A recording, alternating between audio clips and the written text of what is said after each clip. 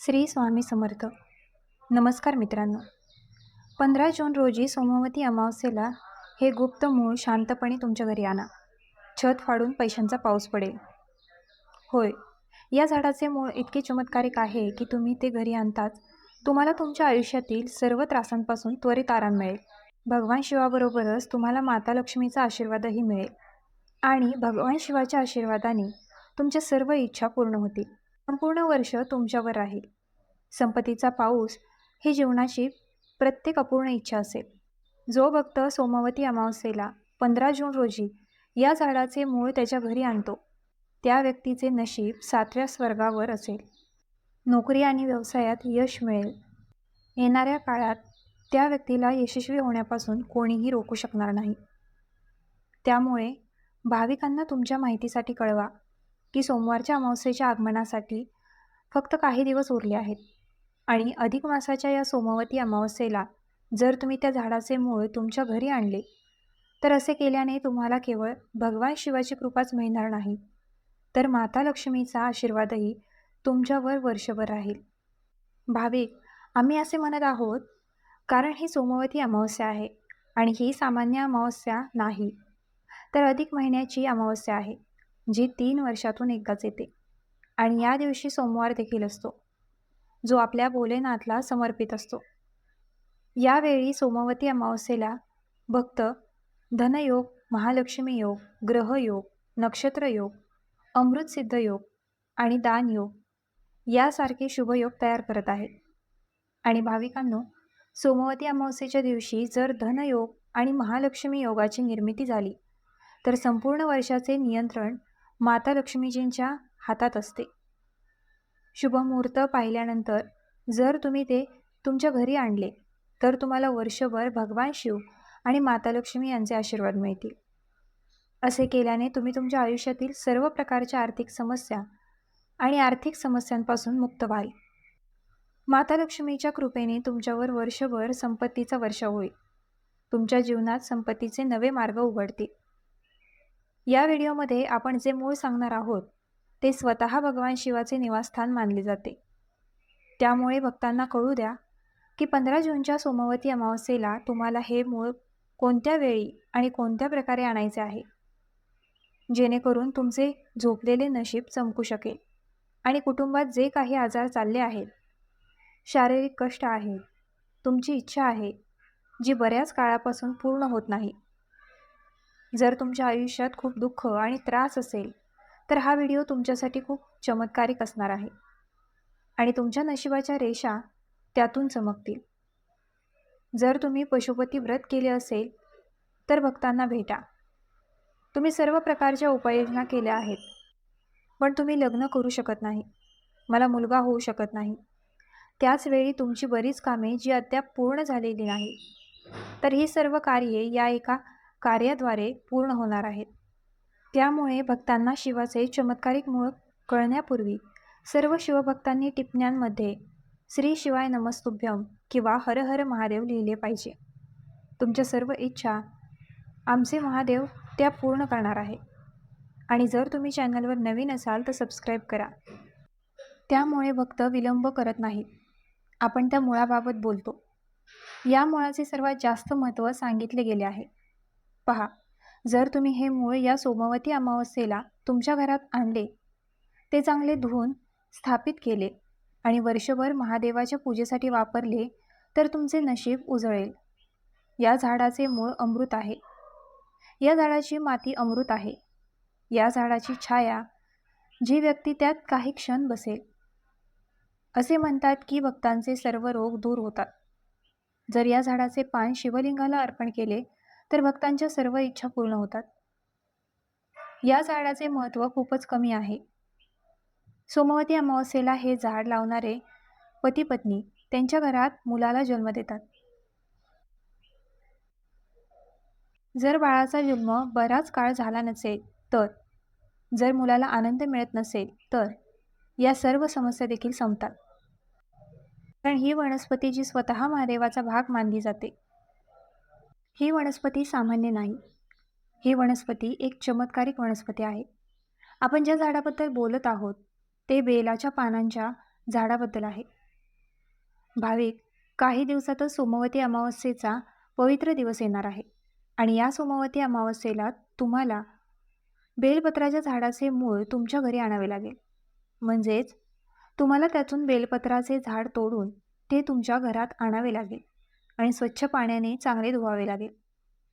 पहा, जर तुम्ही या बेलपत्राचे मूळ आणले तर तुम्हाला ते शुभ तारखेला आणावे लागेल. त्यामुळे फक्त बेलपत्राचे मूळ घेऊन येण्यापूर्वी तुम्हाला बेलपत्राचे पान तोडणे आणि हे मूळ आणण्याशी संबंधित काही नियम देखील माहीत असले पाहिजेत. त्यामुळे भाविक सर्वप्रथम सोमवारी बेलपत्राचे मूळ अजिबात आणत नाहीत, कारण सोमवारी बेलपत्राची पाने तोडणे चांगले मानले जात नाही. त्याचवेळी पौर्णिमेच्या तारखेला तुम्ही बेलपत्राची पाने किंवा मूळ तोडून आणू शकत नाही. हे देखील तुम्ही लक्षात ठेवले पाहिजे. त्याचवेळी अमावस्येच्या दिवशी तुम्हाला या मंत्रांचा जप सतत रात्री किंवा संध्याकाळी बेलपत्रांची पाने किंवा मुळे तोडून करावा लागतो. त्यामुळे सर्वप्रथम तुम्ही कोणत्याही कापडासाठी आणलेल्या बेलपत्राचे मूळ बांधावे लागेल. आता पहा, बेलपत्राचे मूळ कोणत्याही कापडावर ठेवल्यानंतर तुम्हाला त्यानंतर कोणताही एक दगड घ्यावा लागेल. तुम्हाला फक्त एक लहान दगड घ्यावा लागेल आणि तुम्ही घेतलेल्या दगडावर तुम्हाला थोडेसे गंगाजल किंवा कोणत्याही प्रकारचे शुद्ध पाणी घालावे लागेल आणि तुमच्याकडे बेलच्या पानाचे मूळ, बेलाच्या झाडाचे मूळ जे होते ते तुम्हाला या दगडावरून खेचावे लागेल. म्हणजेच तुम्हाला बेलपत्राच्या झाडाचे मूळ तुमच्या घरात आणावे लागेल. यानंतर तुम्ही कोणत्याही प्रकारचा दगड घेऊन त्यावर गंगाजल किंवा कोणत्याही प्रकारचे पाणी शिंपडावे. ते चंदनाच्या स्वरूपात तयार करावे लागते. आता तुमच्याकडे हे चंदन आहे. तुम्हाला ते 15 जून 2026च्या सोमवती अमावस्या महासंघात आणावे लागेल. जर तुम्ही हे मूळ सोमवती अमावस्येला आणले असेल तर तुम्हाला हे चंदन मुळापासून बनवून 15 जूनच्या सोमवती अमावस्येला आणावे लागेल. भगवान शिवाच्या मंदिराकडे लक्ष द्या. भक्तांची ही अमावस्या खूप खास आहे, कारण ही पुरुषोत्तम मास म्हणजेच अमावस्या आहे.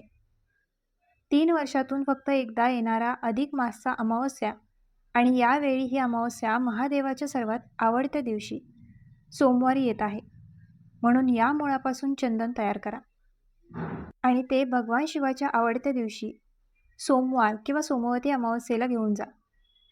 भगवान शिवाच्या मंदिरात आणि शिवलिंगावर तुम्हाला एकतर या चंदनाने त्रिपुंड बांधावा लागेल किंवा या चंदनाने शिवलिंगावर ओम बांधावा लागेल किंवा जो कोणी या चंदनाने भगवान शिवाचे डोळे शिवलिंगावर उंचावतो तर त्याचा वाईट काळ चांगला काळ बनतो.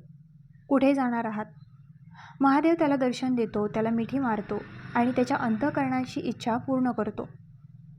त्यामुळे तुम्हाला बेलपत्राच्या झाडाचे मूळ आणावे लागेल आणि त्याचे चंदन तयार करावे लागेल आणि तुम्हाला ते भगवान शिवाच्या शिवलिंगावर लावावे लागेल. तर अशा प्रकारे तुम्हाला बेलपत्राच्या झाडाच्या मुळाच्या चंदनाच्या लाकडापासून पहिला उपाय घ्यावा लागेल.